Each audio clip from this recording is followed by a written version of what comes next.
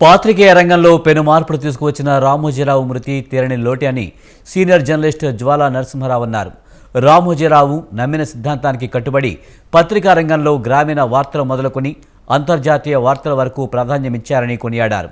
పట్టుదలతో కార్యసాధకులుగా రామోజీరావు నిలిచారని అంటున్న senior journalist జ్వాలా నరసింహారావుతో మా ప్రతినిధి రాజు ఫేస్ టు ఫేస్. రామోజీరావు గారు లేకపోవడం ఒక తీరని లోటు.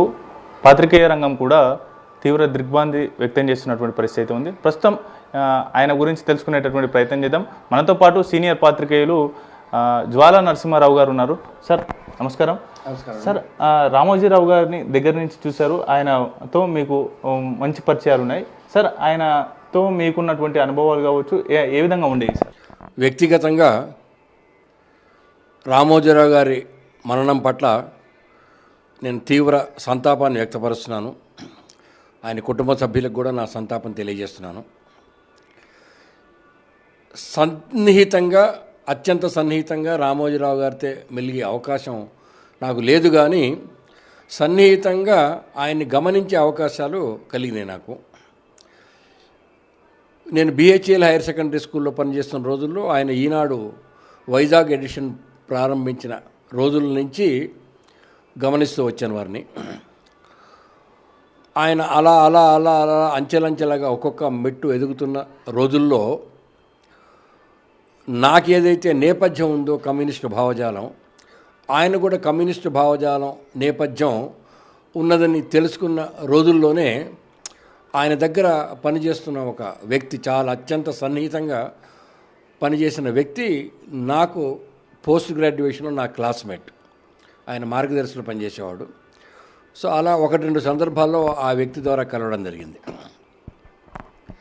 మొట్టమొదటిసారిగా కొంచెం దగ్గరగా కలిసే అనుభవం 1990లో మర్రి చెన్నారెడ్డి గారు ఉమ్మడి ఆంధ్రప్రదేశ్ రాష్ట్రానికి ముఖ్యమంత్రిగా పనిచేస్తున్నప్పుడు, అప్పుడు ముఖ్యమంత్రి గారి అంటే ఆయన ఎవరి దగ్గరికి రాలేదు, బట్ ఏదో ఒకటి రెండు సందర్భాల్లో వారిని కలవటం, కొన్ని మంచి చెడు ఎప్పుడో డిస్కస్ చేయడం లాంటివి జరిగినాయి.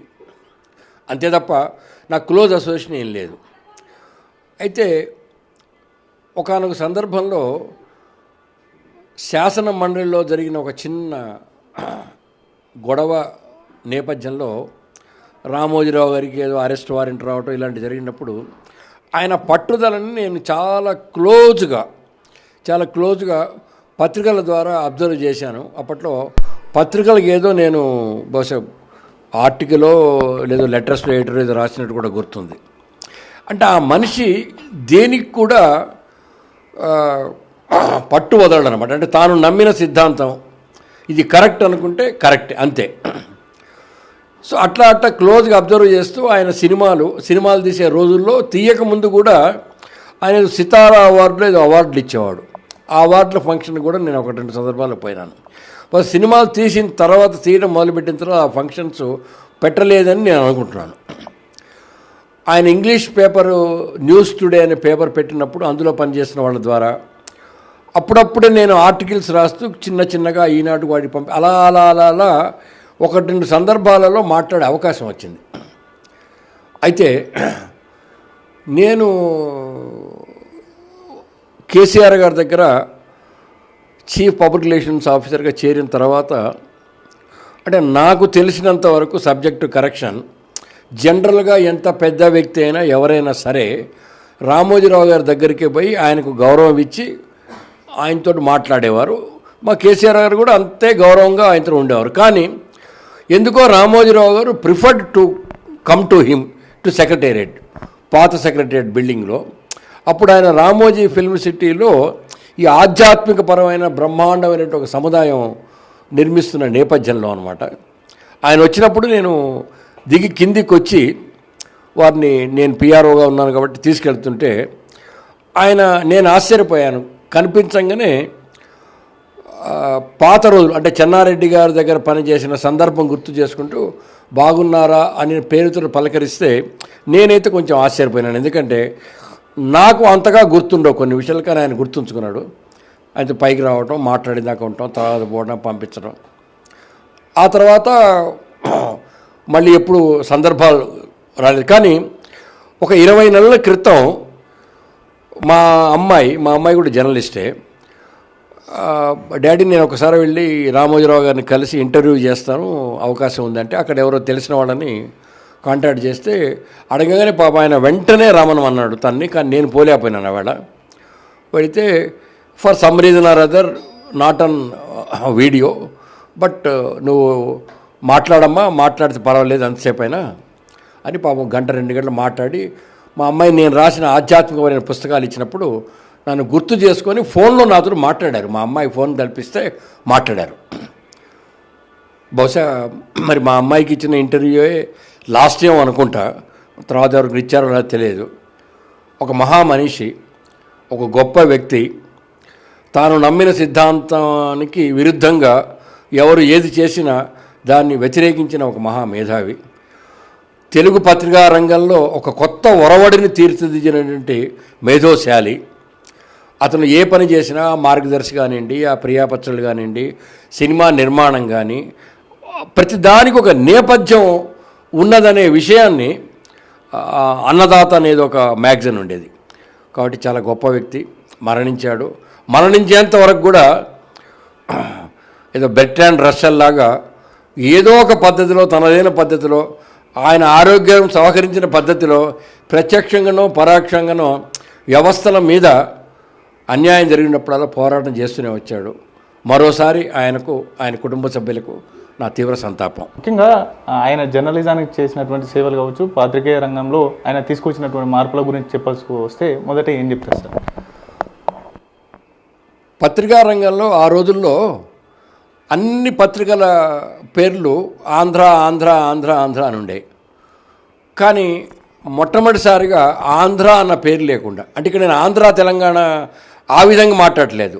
అప్పట్లో ఆంధ్రజ్యోతి, ఆంధ్రప్రభ, ఆంధ్రపత్రిక, ఆంధ్ర జనత అన్నీ ఉన్నప్పుడు రోజుల్లో ఒక వినూత్నమైన శైలిలో, సరళిలో తన పత్రిక పేరు ఈనాడు అని పెట్టాడు. ఈనాడు అంటే ఏ రోజు పాత ఆ రోజు అనే పెట్టాడు.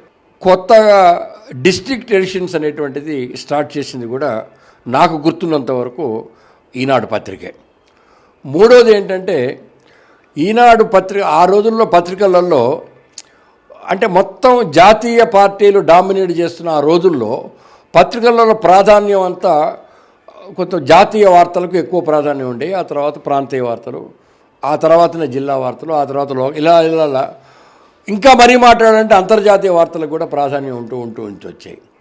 దాన్ని తగ్గించి మనం, మన జిల్లా, మన తాలూకా, మన రాష్ట్రం, తర్వాతనే దేశం, అంటే దేశం తక్కువని కాదు, మన సమస్యలకు మనం ప్రాధాన్యత ఇద్దాం అనే ఒరవడి సృష్టించడమే కాకుండా ఈనాడు అనేటువంటి ఒక ఛానల్ ద్వారా బ్రహ్మాండమైన ఆ ఛానల్ని ఎన్ని భాషల్లో పెట్టారో ఏంటో, ఎన్ని రకాలు పెట్టారో ఏంటో తెలియదు. కానీ ఆ విధంగా ఒక నూతన ఒరవడిని, అంటే ఆ రోజుల్లో రామ్నాథ్ గోయంకా వాళ్ళు ఇంగ్లీష్ జర్నలిజం పెట్టి దేశం మొత్తంలో ఎలా పేపర్లు పెట్టి తనదైన శైలిలో ఒక సేవ చేశారో అంతకు మించో అంతకు సమానంగానో రామోజీరావు గారు చేశారు.